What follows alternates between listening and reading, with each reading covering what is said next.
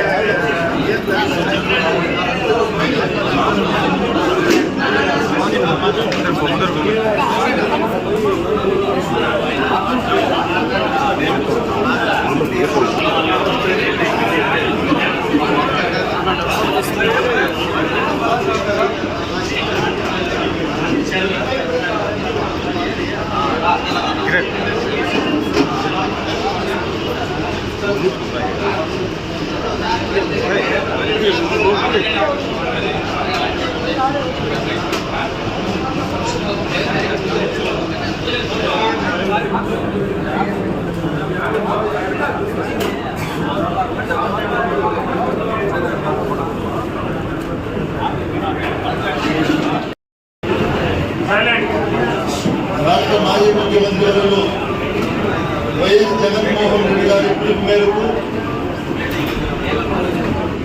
DSC మీద జరిగినటువంటి అక్రమాల మీద చర్చ రౌండ్ టేబుల్ సమావేశానికి ఇచ్చేటటువంటి వైఎస్ఆర్ కుటుంబ సభ్యులు మరియు మీడియా సోదరులు, యువత, మహిళలు, అదేవిధంగా ఉపాధ్యాయులు,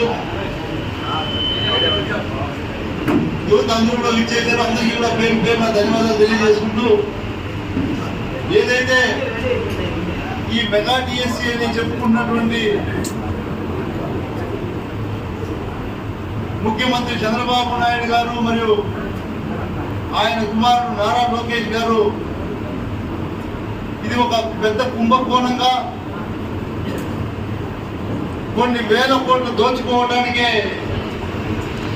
ఈ డిఎస్సిని వాడుకున్నారు అని ఈ రాష్ట్ర ప్రజలందరికీ గమనార్థానికి వచ్చింది. ఎందుకంటే ఎప్పుడు ఈ దేశంలో ఇటువంటి డిఎస్సి ఇంతవరకు జరగలేదనేది అందరూ కూడా, ఉపాధ్యాయులు కావచ్చు, విద్యార్థులు కావచ్చు, విద్యావంతులు కావచ్చు, యువత కావచ్చు, అందరికీ కూడా ఒక అనుమానం తావిచ్చింది. ఎందుకంటే వీళ్ళు జరిపినటువంటి డిఎస్సి ఏదైతే ఉందో దాంట్లో మెరిట్ లిస్ట్ అనేది ఎక్కడా కూడా డిస్ప్లే చేయకుండా, కనీసం మెరిట్ లిస్ట్లో ఎవరు వచ్చారు, లాస్ట్ లిస్ట్లో ఎవరున్నారు, కనీసం ఎవరికి ఉద్యోగం వస్తుంది, ఎవరికి ఏ కారణంగా ఉద్యోగం రావట్లేదు అని కూడా తెలియకుండా వాళ్ళకు నచ్చిన వాళ్ళకి ఏదైతే ఈ 16,000 పోస్టుల్లో తూతూ మంత్రంగా నామం మాత్రమే ర్యాండంగా ఒక 10-20% మందికి ఉద్యోగాలు ఇచ్చి మిగతా 70-80% దాదాపు ఒక 3,000 కోట్ల రూపాయలు కుంభకోణం జరిగింది అని కూడా అనుమానం ఈ రాష్ట్ర ప్రజలకు వస్తా ఉంది. ఎందుకంటే దీన్ని ఒక పక్క పేపర్ లీక్ అని ప్రకటించారు. ఈ పేపర్ లీక్ ప్రకటించిన దానికి కూడా కారణం ఈ కుంభకోణం బయటికి రాకుండా రేపు పొద్దున్నే ఏదైనా ఇంత డబ్బులు తీసుకొని కోర్టుకు ఇచ్చారని బయటికి రాకుండా రేపు పొద్దున్నే సిబిఐ దర్యాప్తులో బయటపడినా లేదు ఇది పేపర్ లీక్ వల్ల వాళ్ళకు ఉద్యోగాలు ఇచ్చామని చెప్పుకోవద్దని దారి మళ్లించడానికి ఇవన్నీ కూడా ముఖ్యమంత్రి కొడుకు నడిపేటువంటి ప్రసంగం లాగా కనిపిస్తుంది కూడా మీకు తెలియజేస్తా ఉన్నా. ఇది కేవలం పేపర్ లీక్ ఒకటే కాదు, దీని వెనక కుట్రతోనే పెద్ద కుంభకోణంగా 3,000 కోట్లు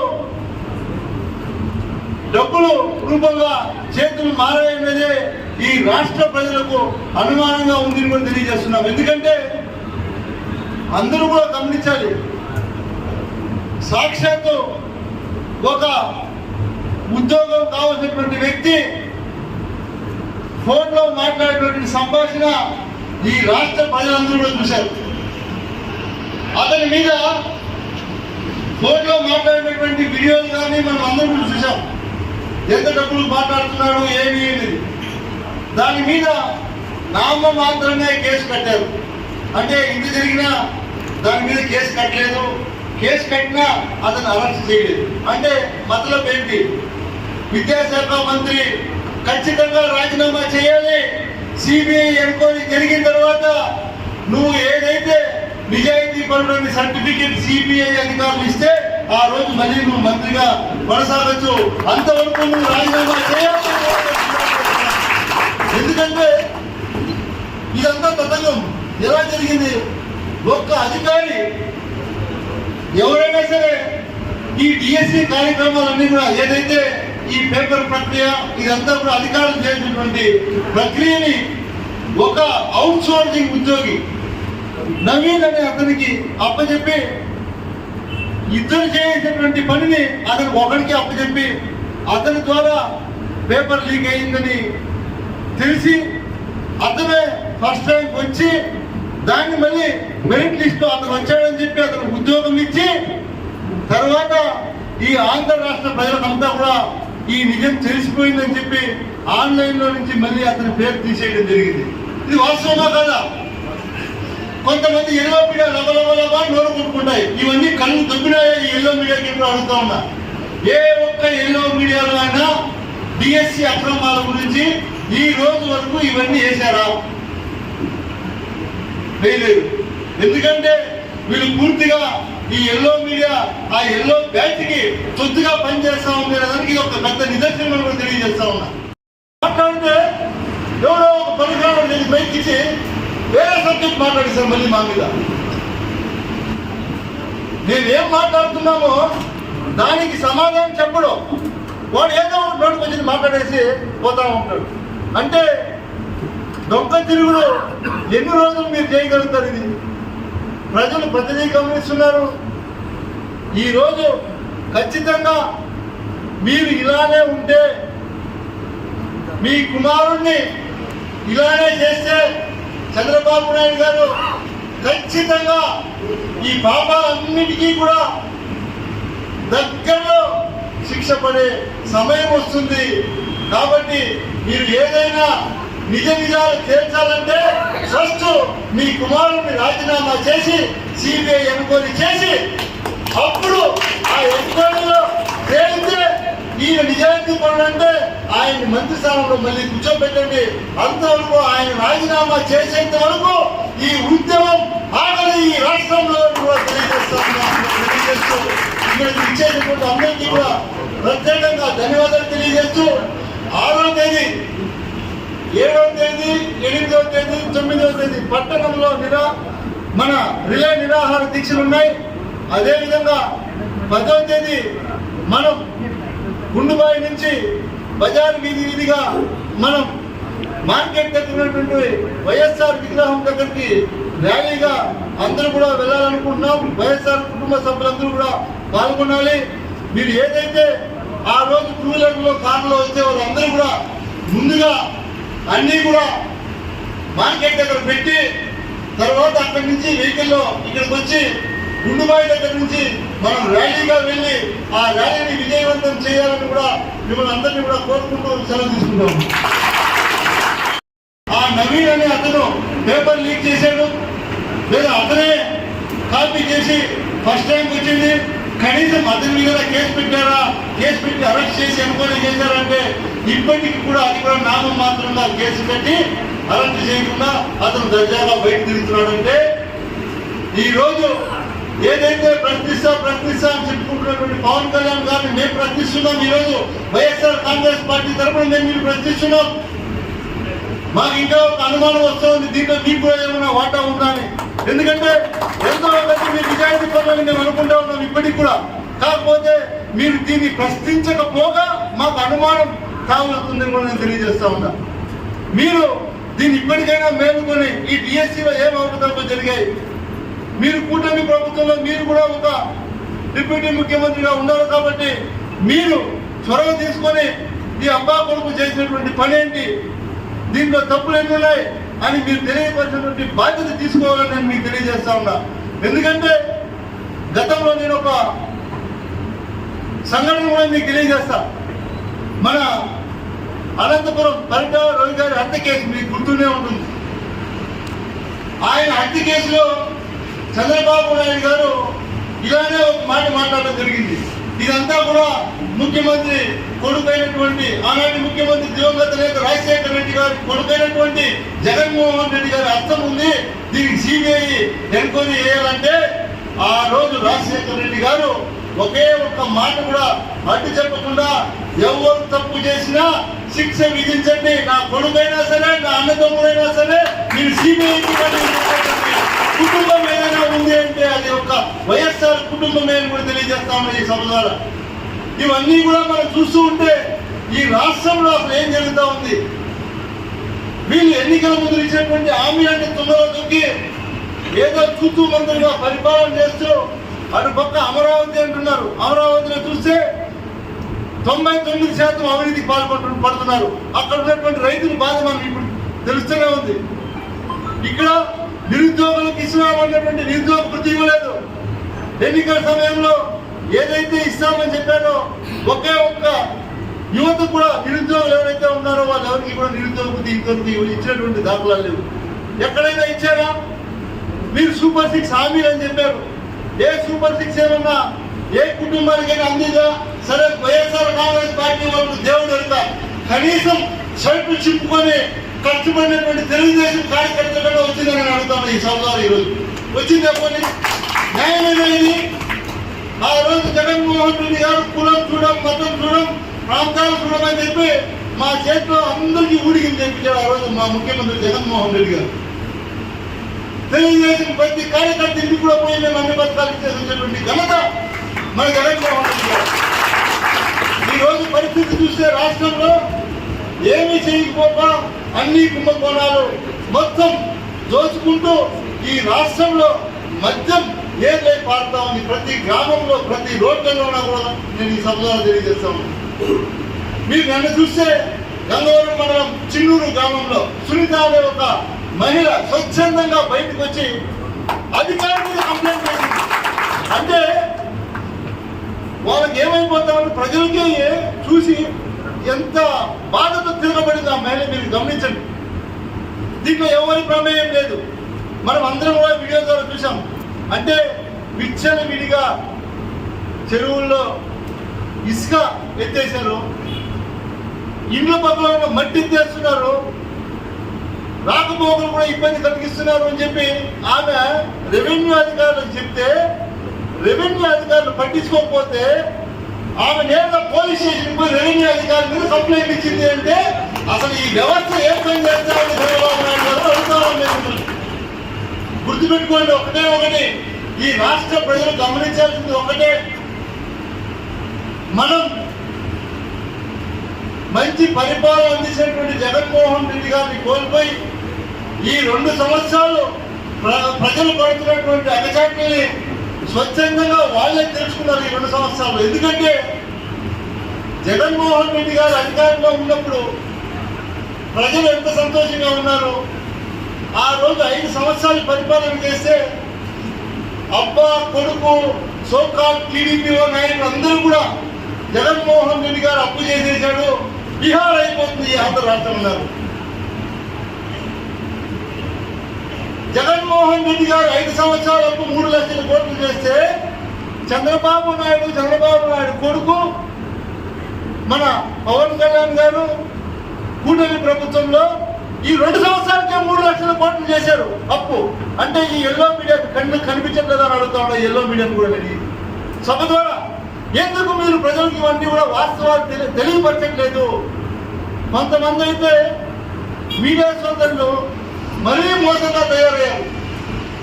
వైఎస్ జగన్మోహన్ రెడ్డి గారు చేసినటువంటి మంచి చెప్పకపోగా ఈ రోజు కూడా ఆంధ్ర రాష్ట్ర ప్రజలకు చెడ్డ జరుగుతూ ఉంటే తెలుగుదేశం పార్టీకి భజన చేస్తున్నారే, అది మీకు మంచిదవుతుందని నేను అడుగుతా ఈ వేదిక ద్వారా. ఎందుకంటే ఆయన 5 సంవత్సరాల పరిపాలనలో ప్రతి ఇంటికి ఇచ్చినటువంటి మాట నెరవేర్చి 3 లక్షల కోట్లు అప్పు చేస్తే ఈ రోజు చంద్రబాబు నాయుడు గారి ఆధ్వర్యంలో 2 సంవత్సరాలకి 3 లక్షల కోట్లు అప్పు చేసి ఇచ్చినటువంటి మాట ఒకటి కూడా నెరవేర్చకపోగా అంతెందుకు కనీసం ఈ రాష్ట్రంలో తెలుగుదేశం ప్రభుత్వం వచ్చినప్పటి నుంచి జగన్మోహన్ రెడ్డి గారు దిగిపోయినప్పటి నుంచి చంద్రబాబు నాయుడు ప్రమాణ స్వీకారం చేసిన రోజు నుంచి ఈ రోజు వరకు ఎవరికైనా సరే కొత్తగా పెన్షన్ వచ్చిందా అని అడుగుతా ఉన్నా. ఈ రాష్ట్రంలో చెప్తాను, రాష్ట్రంలో ఎవరికైనా వచ్చిందా? ఒకే ఒక పెన్షన్ ఇచ్చారా? కొత్త పెన్షన్ ఒక్కటి ఇవ్వలేదు, గుర్తుపెట్టుకోండి. ఎంత మోసం, ఎంత దగ! మీరు చేస్తున్నటువంటి ప్రతి అవినీతి కూడా ఇంకా మీకు ఏదైతే ప్రభుత్వం ఇప్పటికే 2 సంవత్సరాలు పూర్తి, 3వ సంవత్సరంలో కూడా సగం అయిపోయినట్లే గుర్తుపెట్టుకోండి. ప్రజలు ప్రతిదీ గమనిస్తున్నారు. ప్రజలే స్వచ్ఛందంగా రోడ్లోకి వచ్చే పరిస్థితి మీరు తీసుకొస్తున్నారు. ఎందుకంటే లాస్ట్కి ఇప్పుడు ఏం చేస్తున్నారంటే మేమేదైనా మాట్లాడితే వాళ్ళు రాజకీయ లబ్ధి కోసం మాట్లాడతారని మళ్ళీ మా మీద తిరగబడి మాట్లాడుతున్నారు.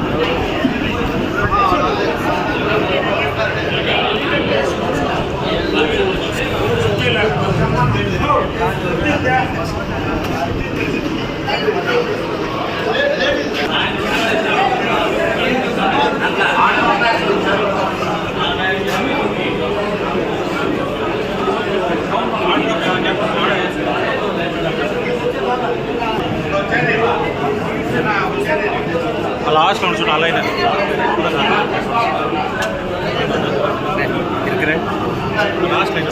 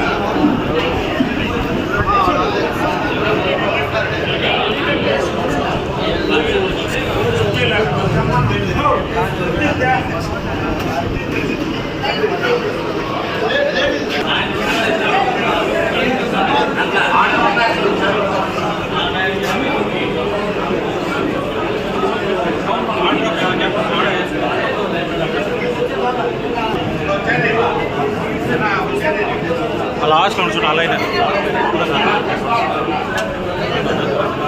இருக்கிறேன் లాస్ట్ లైన్ వెయిట్